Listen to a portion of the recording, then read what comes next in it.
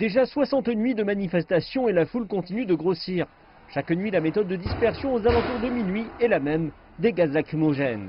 Et comme il s'agit d'un tribunal fédéral, le président Trump a déployé 114 officiers fédéraux pour défendre le bâtiment et tenter de contrôler la foule.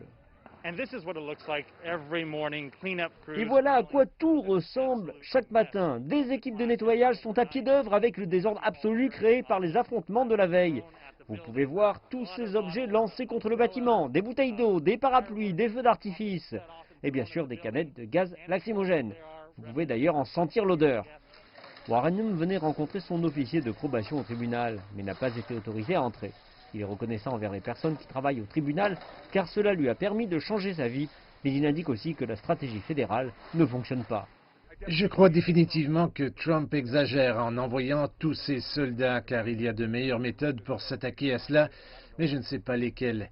Je n'ai pas la réponse, mais beaucoup de gens sont blessés. Les gens perdent leur gagne-pain en raison des dégâts et de la violence. C'est sûr qu'il y a un meilleur moyen, je pense. L'habitante Faye Silver a documenté les dégâts dans la zone grâce à ses photos. Il semble qu'il y ait deux groupes, les manifestants pacifiques qui ont encore l'objectif en tête, et puis il y a ceux qui sortent plus tard la nuit.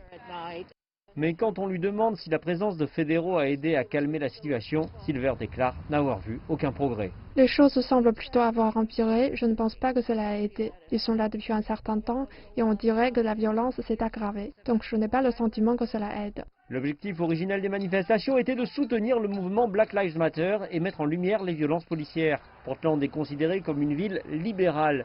C'est aussi l'une des villes ayant le plus d'habitants blancs d'Amérique. À peine plus de 6% de la population est noire.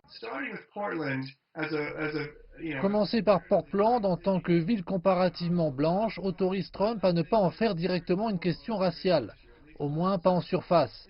S'il avait d'abord fait cela à Minneapolis ou Chicago, où il s'en va par la suite, ou Los Angeles, ou New York, Oakland, Baltimore ou Détroit, il y aurait eu immédiatement une confrontation avec des activistes noirs et il n'aurait pas pu avoir les mêmes revendications que maintenant. Lowndes déclare qu'avant la venue des officiers fédéraux, le nombre des manifestants avait réduit à quelques centaines, mais désormais ce chiffre est bien plus élevé. Et la présence des agents fédéraux a fait empirer les tensions. L'horizon ne semble pas à l'apaisement.